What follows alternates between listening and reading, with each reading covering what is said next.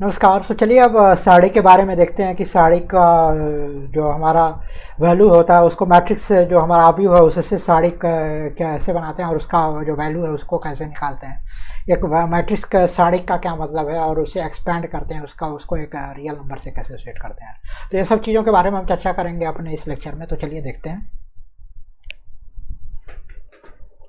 तो जैसा कि हमने देखा था कोई आव्यूह ए है जिसे हम कैसे लिखते हैं, हमारा कोई एलिमेंट है उसको इस ब्रैकेट के टर्म में लिखते हैं और हमारा इसका आर्डर यम क्रासियन है, राइट। तो जब भी हम साड़ी की बात करेंगे हम वर्ग आव्यूह के लिए ही हमारा साड़ी का डिफाइंड होता है उसके लिए, जिसका मतलब हमारा ये जो यम होगा वो यन के बराबर होगा। तो हम हमेशा वर्ग आव्यूह के साड़ी की बात ही करेंगे और इस क्रम में हम इसकी जो कोटि होगी हमारा यम कोटि की बोलेंगे, राइट। और कोई भी मैट्रिक्स है इसको हम किसी एक वास्तविक संख्या या सम्मिश्र सम्मिश्र सम्मिश्र संख्या आप बोलते हैं, सम्मिश्र या कॉम्प्लेक्स नंबर या आप वास्तविक संख्या बोलते हैं।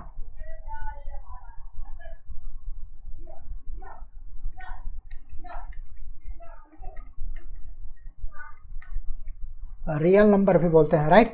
तो आप दोनों से एसोसिएट करते हैं, मतलब ये होगा कि अगर कोई इसका मैट्रिक्स ए है तो इसका डिटर्मिनेंट जो होगा उसको हम डिटर्मिनेंट ए लिखते हैं, या आप ऐसे मॉड, ये मॉड नहीं है एक्चुअली, ये डिटर्मिनेंट को हमारा साड़ी को रिप्रेजेंट करता है, राइट। और इसको आप लिख सकते हैं यहाँ पे ए आई जे, और इस प्रकार से जो हर एलिमेंट को उसमें फिट कर सकते हैं और आर्डर यम का होगा। और इसके एसोसिएटेड एक वैल्यू होगा, एक रियल नंबर, एक कोई रियल नंबर हो सकता है या कॉम्प्लेक्स होता है। तो अगर एक फंक्शन के रूप में अगर हम देखना चाहें, डिफाइन करें, तो मान लीजिए कोई यम है, कोई हमारा जो ये सेट है, एक समुच्चय है हमारे सभी वर्ग आव्यूह का, वर्ग आव्यूह समुच्चय, आव्यूह समुच्चय, राइट। और कोई हमारा के, जो हमारा एक के है वो हमारा समुच्चय है सम्मिश्र संख्याओं का, सम्मिश्र संख्या या आप कह सकते हैं वास्तविक संख्या, राइट। तो कोई संख्या है तो आप एक फंक्शन डिफाइन कर सकते हैं एम टू के सच दैट कि एफ ए जो है हमारा के के बराबर होगा, जहाँ पे जो एफ ए क्या है, एलिमेंट है हमारा, जो अवयव है हमारा वर्ग आव्यूह का यम का, और के हमारा जो क्या है, कोई अवयव है जो हमारा समुच्चय है जो हमारा सम्मिश्र संख्या वास्तविक संख्या का, राइट, के है, राइट। और वहाँ पे जो एफ ए है उसी को हम क्या कहेंगे, सारणिक बोलेंगे, सारणिक या डिटर्मिनेंट बोलेंगे ए का, या इसे हम लिखते हैं डिटर्मिनेंट ए, या ये दो परपेंडिकुलर लाइन में के बीच में ए, इसे को ये मॉड नहीं है, मतलब ये साड़ी को रिप्रेजेंट कर रहा है। तो ये तो हो गया कि साड़ी को कैसे हम फंक्शन के रूप में दिखा सकते हैं, और हर आव्यूह का जो साड़िक होता है उससे एसोसिएटेड कोई ना कोई एक वास्तविक संख्या या एक सम्मिश्र संख्या एसोसिएटेड होती है, एक वैल्यू के रूप में ज्ञात कर सकते हैं। अब चलिए देखते हैं कि ये जो साड़िक होते हैं इसकी वैल्यू कैसे ज्ञात कर सकते हैं। अब जैसे हमने आव्यूह होता है एक कोटि, जो वर्ग आव्यूह हमारा एक कोटि का है, दो कोटि का है, या 3 × 3 का है, 3 कोटि का है, तो इस केस में जो डिटर्मिनेंट होगा उसे कैसे ज्ञात करेंगे, उसके बारे में हमारे क्या मूलभूत रूल है, क्या नियम फॉलो करने हैं उसको कैलकुलेट करने हैं, उसके बारे में देखते हैं।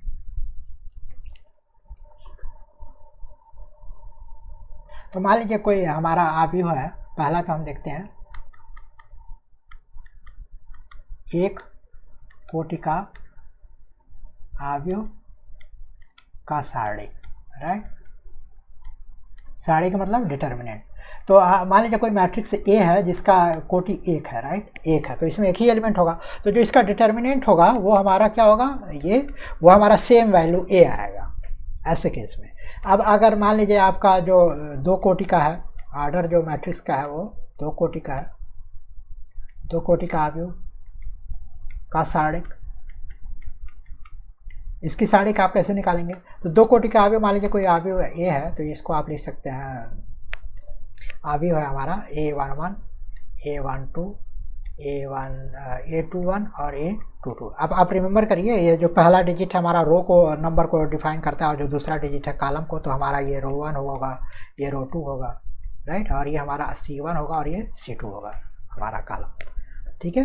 कॉलम मतलब स्तंभ, रो का मतलब पंक्ति, पंक्ति है, और ये हमारा क्या है, स्तंभ है, राइट। तो अब इसको जब इसका जो डिटर्मिनेंट क्या होगा हमारा, अगर ये मैट्रिक्स लिखें तो हमारा डिटर्मिनेंट ए जो होगा उसको हम ऐसे लिखेंगे इस ब्रैकेट में A11 A12 A21 A22, और इसकी जो वैल्यू हम प्राप्त करेंगे वो कैसे प्राप्त करेंगे, हम वो करेंगे ये वाला जो एलिमेंट है इसको डायगोनली मल्टीप्लाई करेंगे। तो इसके जो वैल्यू होगा वो होगा A11 multiplied by A22 A11 multiplied by A22 minus A21 multiplied by A12, right. तो ये हो गया हम कैसे जो हमारा दो कोटि का आव्यूह है उसका सारणिक, उसका डिटर्मिनेंट हम कैसे निकालेंगे, उसका करस्पॉन्डिंग जो वैल्यू होगा वो क्या होगा।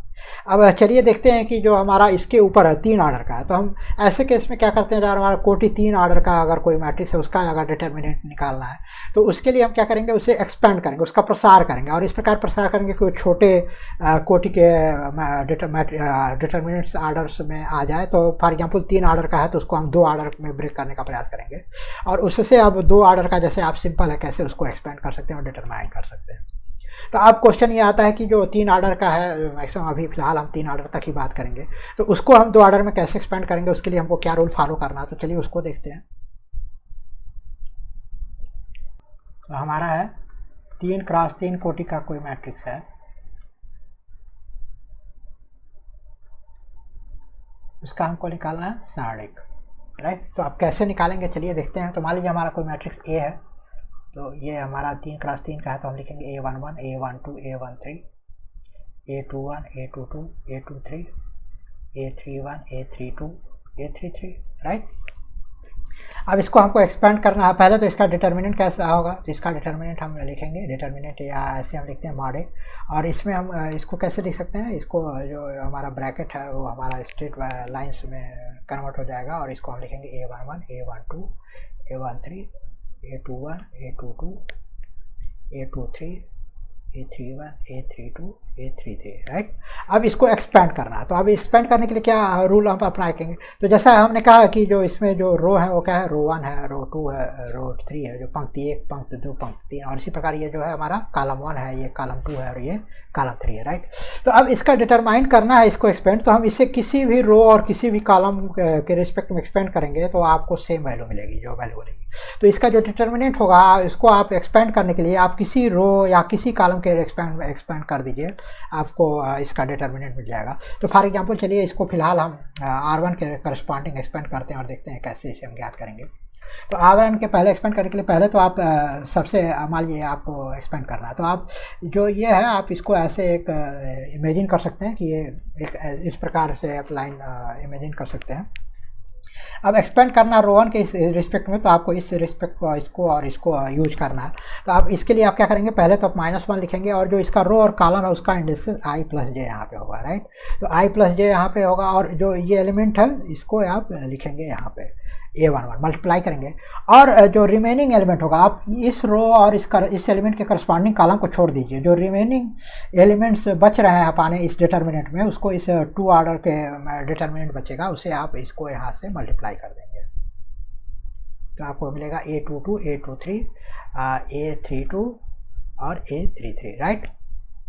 अब इसी प्रकार इसी रो में आप अगले एलिमेंट के लिए आगे बढ़ेंगे और फिर वही अपनाएंगे फार्मूला I प्लस जे। तो I प्लस जे यहाँ पे हमारा यहाँ पे क्या होगा, यहाँ पे 1 + 1 होगा, और यहाँ पे क्या आ जाएगा 1 + 2, और आपका जो एलिमेंट होगा ये A12। अब इस कॉलम का और करस्पॉन्डिंग रो को छोड़ के बाकी जो एलिमेंट होंगे वो क्या होंगे, ये होगा ये होगा ये होगा ये होगा, राइट। तो उसका एक 2 ऑर्डर का जो हमारा कुछ 2 कोटि का आव्यूह का जैसा एक डिटर्मिनेंट बनेगा। तो 2 ऑर्डर का जो डिटर्मिनेंट बनेगा वो हमारा क्या होगा 2 1 1 2 3, और ये हो गया आपका A31 A33, राइट। अब इसी प्रकार सेम चीज़ आप अप्लाई करेंगे तीसरे एलिमेंट के लिए, तो आपका क्या होगा, आप लिख सकते हैं again -a I plus J. तो I प्लस जे हमारा क्या होगा 1 3 होगा, राइट। तो 1 + 3 यहाँ पे, और हमारा ये लिख सकते हैं A13, और फिर आपका डिटर्मिनेंट। अब क्या करेंगे, आप इस एलिमेंट के करस्पॉन्डिंग जो कॉलम है और रो है उसके एलिमेंट्स आप जो रिमेनिंग आप डिटर्मिनेंट बनाएंगे लोअर ऑर्डर का उसमें यूज नहीं करेंगे। तो आपका अब क्या होगा, ये होगा ये होगा ये होगा और ये होगा, राइट। आप लिख सकते हैं A21 A22 A31 A32, right. तो ये हो गया आपका रो वन के एक्सपेंड करेंगे तो आपको मिलेगा, तो आप देखिए इसका क्या होगा, -1 स्क्वायर का 1 हो जाएगा, A11 मिलेगा आपको, और ये मिल जाएगा आपको A22 सॉरी यहाँ पे कुछ मिस हो गया क्या, A22 और ये A23 है, राइट। आपको मिलेगा A22 A23 A32 A33, right. फिर यहाँ पे 1 + 3 -1 का टू पावर 3 क्या होगा, -1 होगा, और -1 × 12 A12 होगा A12, और आपको यहाँ पे है A21 A23 A31 A33, right. अब इसके लिए क्या है, 3 + 1 4, तो आपका प्लस हो जाएगा, +1 × A13 हो जाएगा A13, और आपका ये जो डिटर्मिनेंट है 21 A22 A31 A32, राइट। अब इसको आप फर्दर एक्सपेंड कर सकते हैं वैल्यू फाइंड आउट करने के लिए, तो आपको क्या मिलेगा। अब देखिए जैसा कि हमने पीछे ऊपर डिस्कस किया कि 2 ऑर्डर का जो अगर हमारा 2 कोटि का अभी जैसा मैट्रिक्स है, तो उसको हम कैसे लिखेंगे, तो लिखेंगे A11, और इसको आप यहाँ से मल्टीप्लाई करेंगे, आपका A22 A33 minus A32 A23 minus A12, आपको यहाँ मिल जाएगा A21 A33 minus A31 A23, right. फिर आपको मिलेगा A13, और ये आपको मिलेगा A21 A32 minus A31 A22, right. ये मिल जाएगा, और इसे आप फर्दर एक्सपेंड करेंगे तो क्या मिलेगा, A11 A22 A33 minus A11 A32 A23, right. यहाँ पे आपको -A12 A21 A33, ये आपका minus plus A12 A31 A23 plus A13 A21 A32 minus A13 A31 A22, right.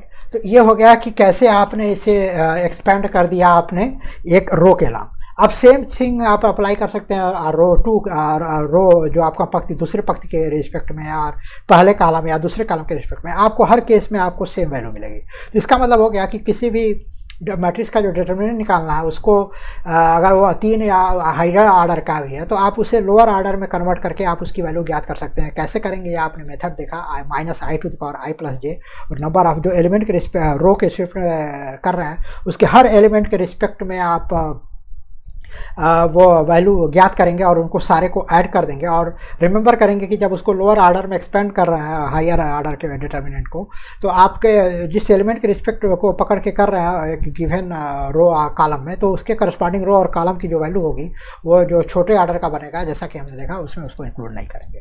तो ये आप खुद करेंगे तो और बेहतर समझ में आएगा। मैंने आपको दिखाया कि कैसे करते हैं। अब सेम चीज़ को अगर आप देखें, अगर आपको एक्सपेंड करना है एक बार और अगर हम देखना चाहते हैं तो देखते हैं कि अगर उसी को हम रो दूसरे पंक्ति के या पहले कॉलम के रिस्पेक्ट में एक्सपेंड करेंगे तो वो कैसा होगा। तो चलिए देखते हैं। तो अगेन जो हमारा मैट्रिक्स था वो कैसा था, वो था A11 A12 A13 A21 A22 A23 A31 A32 A33, right. तो अब इसका जो डिटर्मिनेंट होगा जैसा कि हमने कहा ये या आप इसे डिटर्मिनेंट ए ऐसे भी लिखते हैं और ये कैसे लिखते हैं आप A11 A12 A13, जहाँ पे ये हमारा क्या है रो नंबर, ये हमारा क्या है कॉलम नंबर। तो A21 A22 A33 A31 A32 A33, right. अब जैसा कि हमने पिछली बार इसको इसके रिस्पेक्ट में किया, अगर हमको इसके रिस्पेक्ट में करना है तो भी सेम वैल्यू आएगी। और इसको कैसे करेंगे, तो इस केस में अगर हम करना है तो हम पहले क्या करेंगे, हमारा पहला रूल क्या होगा -1 जो इसके इंडेसेज होंगे, तो 2 + 1, फिर ये एलिमेंट A21, फिर इस एलिमेंट का जो लोअर ऑर्डर बनाएंगे हम मैट्रिक्स का, तो इस रो और इस कॉलम के जिस एलिमेंट को ले रहे हैं उसके कॉलम को छोड़ देंगे, जो रिमेनिंग एलिमेंट्स बनेंगे उसका एक लोअर ऑर्डर का डिटर्मिनेंट से ये मल्टीप्लाई हो जाएगा। तो हमारा क्या होगा, ये A12 A13 A32 A33, right. अब सेम चीज़ अब हम इसी रो के दूसरे एलिमेंट से करेंगे, तो फिर वहाँ पे -1 टू द पावर i+j, यहाँ पे क्या होगा 2 + 2, राइट। एंड जो एलिमेंट हैगा उससे मल्टीप्लाइड करेंगे और फिर जो इसका मल्टीप्लाइड लोअर ऑर्डर का जो डिटर्मिनेंट एक्सपेंशन में जो आएगा वो क्या आएगा, इस रो को अब छोड़ना होगा हमें और इस कॉलम को इस रो को, तो हमारा बचेगा ये ये राइट। तो इससे हमारा एक डिटर्मिनेंट बनेगा जो इसके लोअर ऑर्डर का होगा 3133 राइट।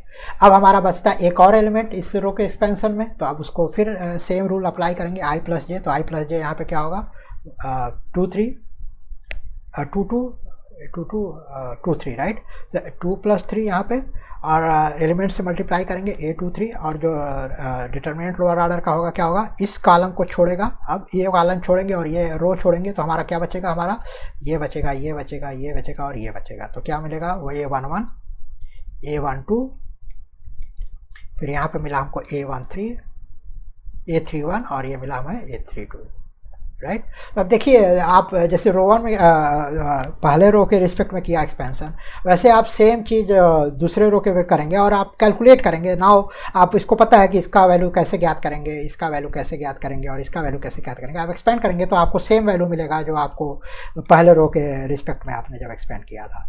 सिमिलरली अगर सेम चीज़ को अगर हमको डिटर्मिनेंट जो हमारा कॉलम के रिस्पेक्ट में करना है, तो मान लीजिए हमारा डिटर्मिनेंट है A11 A12 A13 A21 A22 A23 A31 A32 A33 right. तो अब इसको हम मान लीजिए हम रो 1 रो 2 के रिस्पेक्ट में हम इस कॉलम के रिस्पेक्ट में करते हैं राइट। तो इसमें हम सेम वैल्यू रूल अप्लाई करेंगे। हम लिखेंगे -1 to the power i plus J. तो i प्लस जे हमारा क्या होगा 1 + 1, और जो हमारा एलिमेंट होगा तो ये क्या है A11, और इस रो और इस कॉलम के वैल्यू को हम छोड़ देंगे और जो हमारा डिटर्मिनेंट बचेगा उसे हम ले लेंगे। तो हमारा A22 A23 A32 A33 होगा।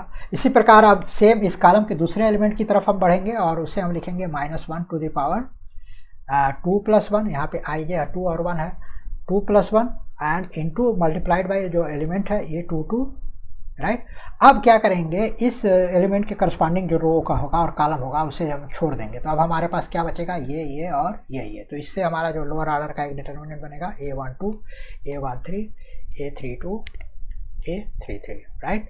अब हमारा एक और एलिमेंट है जिसको इस एक्सपेंशन में हम यूज करेंगे, तो हमारा A31 है, तो हमारा हो जाएगा -1 3 + 1, और ये हो जाएगा A31 राइट। अब जो रिमेनिंग डिटर्मिनेंट होगा उसमें अब क्या करेंगे, इस एलिमेंट के करस्पॉन्डिंग जो रो होगा और जो कॉलम होगा छोड़ेंगे, तब हमको मिलेगा अब जो हमको मिलेगा वो मिलेगा 1 2 3 4, जो इस रो और कॉलम के एलिमेंट नहीं है। अब इसको हम इससे इसका एक लोअर ऑर्डर का बना सकते हैं, तो हो जाएगा A12 A13 A22 A23 right. अब सेम आप रूल अप्लाएंगे, आप एक्सपेंड करेंगे इसे, इसमें आपको यहाँ से मल्टीप्लाई करके इस लोअर ऑर्डर का जैसा हम यूज करते हैं, और आपको पाएंगे कि आपको सेम वैल्यू मिलेगा। तो आप देखिए कि किसी भी मैट्रिक्स का जो डिटर्मिनेंट है आप उसे कैसे एक्सपेंड कर सकते हैं लोअर ऑर्डर में, और उसको आप कैलकुलेट कर सकते हैं, और एक सिंगल नंबर आपको एक रियल और कॉम्प्लेक्स नंबर डिपेंडिंग अपॉन जैसा एलिमेंट का टाइप है उस हिसाब से आपको मिलेगा। तो आप हर मैट्रिक्स के करस्पॉन्डिंग एक डिटर्मिनेंट क्या सकते हैं, और उसका डिटर्मिनेंट का एक वैल्यू होगा जो एक रियल नंबर है और एक कॉम्प्लेक्स नंबर हो सकता है। तो ये हो गया कैसे हम ज्ञात करेंगे, कैसे एक्सपेक्ट करेंगे। अब ये प्रॉपर्टी है कि किसी भी मैट्रिक्स का जो डिटर्मिनेंट आप ज्ञात कर रहे हैं उसका जो वैल्यू है वो आप किसी भी रो या किसी भी कॉलम के रिस्पेक्ट में एक्सपेंड करके ज्ञात कर सकते हैं। तो ऑब्वियसली अगर हम मिनिमाइज कैलकुलेशन करना चाहेंगे तो हम ऐसे डिटर्मिनेंट के में ऐसे रो या कॉलम को चुनेंगे जिसमें नंबर ऑफ जीरोज रो है राइट। इससे हमारा क्या होगा कि रिक्वायरमेंट जो है कैलकुलेशन का कम हो जाएगा, क्योंकि हमने देखा कि हम कोई भी रो और कॉलम चुने हमारा डिटर्मिनेंट की वैल्यू हम एक्सपेंड करने में के बाद जो हमारा रिजल्टेंट मिलेगा उससे मिलेगा। तो हम ऐसे और रो और कॉलम को हम चुनेंगे जिसमें हमारा नंबर ऑफ जीरोज ज़्यादा होगा। और एक और प्रॉपर्टी हम देखेंगे यहाँ से कि एक बहुत सुंदर प्रॉपर्टी होता है कि जैसे दो मैट्रिक्स एक दूसरे से किसी रिलेशन से जुड़े हैं तो उनका जो डिटर्मिनेंट होगा उनके बीच का क्या रिलेशन होगा। तो चलिए एक सुंदर सा एग्जांपल इसके रिस्पेक्ट में देखते हैं, बट उसके पहले हम एक डिटर्मिनेंट से रिलेटेड एक और एग्जांपल देख लेते हैं, फिर हम इस एग्जांपल के बाद उसे हम देखेंगे। तो चलिए देखते हैं। तो जैसा कि हमने कहा कि कोई मैट्रिक्स है, मान लीजिए कोई मैट्रिक्स ए है जो हमारा है मान लीजिए 2 2 4 0 राइट, और कोई मैट्रिक्स मान लीजिए बी है जो है हमारा 1 1 2 0 राइट। तो आप देखेंगे इसे क्लियरली आप देख सकते हैं ए जो होगा हमारा 2 गुणे सारे एलिमेंट से, आप मैट्रिक्स से सारे एलिमेंट से अगर 2 आउट लेंगे तो आपको मिलेगा 1 1 2 0 राइट, और ये हमारा 2b के बराबर है। तो ये है हमारा एक रिलेशन हमारा इन दो मैट्रिक्स के बीच में। नाउ अगर हम इसका डिटर्मिनेंट का रिलेशन ज्ञात करना चाहें तो हम कैसे ज्ञात करेंगे, तो हम क्या कर सकते हैं, हम जो डिटर्मिनेंट ये होगा वो क्या होगा यहाँ पे 2 2 4 0 राइट, और जो बी डिटर्मिनेंट होगा वो क्या होगा 1120, राइट। तो आप इसका डिटरमिनेंट ज्ञात करेंगे तो क्या होगा आपका 0 -4, तो 0 -2 4 इंटू 2 आपको -8 मिलेगा। और यहाँ पे आपको अगर करेंगे तो आपको मिलेगा डिटरमिनेंट भी क्या मिलेगा आपको 0 -2, राइट। तो आप एक रिलेशन देखें तो आपको मिलेगा कि जो रिलेशन यहाँ पे है डिटरमिनेंट और डिटरमिनेंट बी का, तो आप देखेंगे ये मिलेगा आपको 2 -2 स्क्वायर बी, राइट। तो आपको एक रिलेशन मिला इस प्रकार से मैट्रिक्स से A equal to the power square determinant B. तो अगर कोई रिलेशन मैट्रिक्स का ए इक्वल टू 2b है तो इसमें आपका जो आर्डर था यहाँ पे क्या था 2 का था, तो आप ये 2 आर्डर के बराबर, तो ये टिपिकली आप देख सकते हैं to the power n determinant B, जहाँ पे n क्या है हमारा मैट्रिक्स का आर्डर है। तो एक जनरल रूल अगर बनाना चाहें, कोई मैट्रिक्स है जो इस प्रकार से जुड़े हुए हैं तो इनका जो डिटरमिनेंट का जो रिलेशन होगा वो होगा k to the power n determinant b, right. जहाँ पे जो n क्या होगा हमारा इस जो a और b का जो आर्डर है, राइट। तो ये देखिए कि कैसे दो मैट्रिक्स का रिलेशन और दो डिटरमिनेंट का रिलेशन कैसे डिफरेंट है और कैसे आर्डर टू जो उसके एलिमेंट के आर्डर के टू द पावर में होता है। तो ये तो रहा कि ये रिलेशन इसके के दो मैट्रिक्सेज जो दो आव्यूहों के बीच में जो रिलेशन है, अगर आपको पता है तो आप उनके डिटरमिनेंट के आव्यूहों के रिलेशन कैसा होगा वो आप कैसे ज्ञात कर सकते हैं अगर एक कांस्टेंट फैक्टर से मल्टीप्लाइड है तो चलिए ये तो हो गया इसके बारे में। और एक इससे संबंधित एक सुंदर सा उदाहरण लेते हैं जहाँ पर हम इस चैप्टर को इस पार्ट को सेक्शन को हम क्लोज करेंगे और हम अगले सेक्शन में अपने अगले लेक्चर में उसको डिस्कस करेंगे। तो चलिए देखते हैं। तो मान लीजिए हम एक एग्जाम्पल लेते हैं जो आपके लिए एक और कॉन्सेप्ट क्लियरेंस देगा यहाँ पे। तो मान लीजिए आपका कोई मैट्रिक्स है 3x, जो डिटर्मिनेंट है x आपका दिया हुआ है, ये आपका बराबर है 3 2 4 1। तो अब रिमेंबर करिए जब हमारा मैट्रिक्स की बात करते थे, आव्यूह की बात करते थे हम, तो जब दो आव्यूह हमारे बराबर होते थे तो उसके ईच करस्पॉन्डिंग एलिमेंट बराबर होते हैं। बट डिटर्मिनेंट में आप रिमेंबर रखिए एक केस डिटर्मिनेंट में नहीं चलता है, राइट। जैसा कि हमने देखा कि रिलेशन थोड़ा अलग होगा। तो इस केस में हमको इसका डिटर्मिनेंट ज्ञात करेंगे पहले। तो हमारा क्या होगा 3 - x² यहाँ पे equal to 3 into 1 minus 4 into 2, right. आप इसे सॉल्व करेंगे तो आपको मिलेगा x² इक्वल टू आपको मिलेगा 5 + 3 8 इम्प्लाई x इक्वल टू आपको मिलेगा ±2√2, राइट। तो आपको एक इस प्रकार का रिलेशन मिला, राइट। तो आप सबसे इंपॉर्टेंट महत्वपूर्ण बात यह दिखाने का था कि दो डिटर्मिनेंट बराबर हैं, तो इसका मतलब ये नहीं है कि उनके सारे एलिमेंट बराबर होंगे, और इसका मतलब आपको उनका डिटर्मिनेंट फाइंड काउंट करना है और उनका रिलेशन लिखना है जो प्लस माइनस नंबर आपका जो ऐसा है। तो ये तो रहा कि कैसे आप डिफरेंट ऑर्डर का डिटर्मिनेंट होता क्या है, कैसा दिखता है, और आव्यूह से डिटर्मिनेंट कैसे ज्ञात करते हैं, उसके से जो नंबर होता है उसका कैसे हायर ऑर्डर का डिटर्मिनेंट है उसे लोअर ऑर्डर में कैसे एक्सपैंड करके या फिर उसका वैल्यू डिटरमाइन करते हैं, और कुछ एग्जाम्पल देखा। तो ये तो हो गया हमारे डिटर्मिनेंट का एक जो धारणा है, जो कॉन्सेप्ट है, उससे कैसे यूटिलाइज करेंगे, उससे संबंधित आप और प्रश्न सॉल्व करिए, आपको और कॉन्सेप्ट खुलेगा और कैसे यूटिलाइज करते हैं और समझेंगे उसको। अब चलिए हम इस क्रम में आगे बढ़ेंगे और हम गुणधर्म की बात करेंगे, साड़ी के गुणधर्म, डिटर्मिनेंट साड़ी जो ऐसे हम कहते हैं, उसका गुणधर्म देखेंगे अपने अगले लेक्चर में। तो चलिए मिलते हैं आपको अपने लेक्चर में, तब तक के लिए धन्यवाद।